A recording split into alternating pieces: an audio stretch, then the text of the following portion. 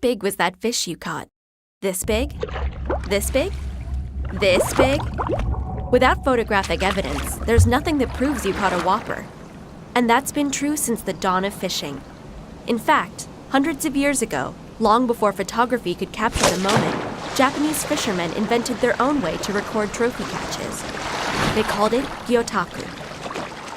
Gyotaku is the ancient art of printing fish that originated in Japan as a way to record trophy catches prior to the modern-day camera.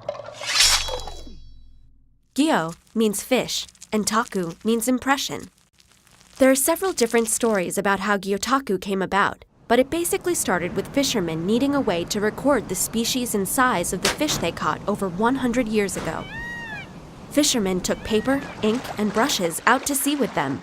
They told stories of great adventures at sea.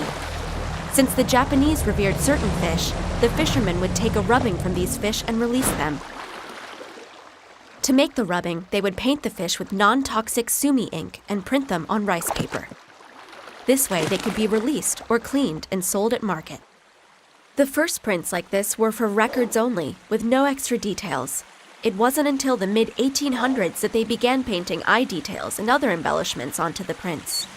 One famous nobleman, Lord Sakai, was an avid fisherman, and when he made a large catch, he wanted to preserve the memory of the large red sea bream. To do so, he commissioned a fisherman to print his catch. After this, many fishermen would bring their Gyotaku prints to Lord Sakai, and if he liked their work, he would hire them to print for him. Many prints hung in the palace during the Edo period. After this period, Gyotaku was not as popular and began to fade away. Today, Gyotaku has become a popular art form enjoyed by many, and the prints are said to bring good luck to the fishermen, but the art form is quite different than it used to be. Most artists today learn on their own by trial and error. Before the artist begins to print, the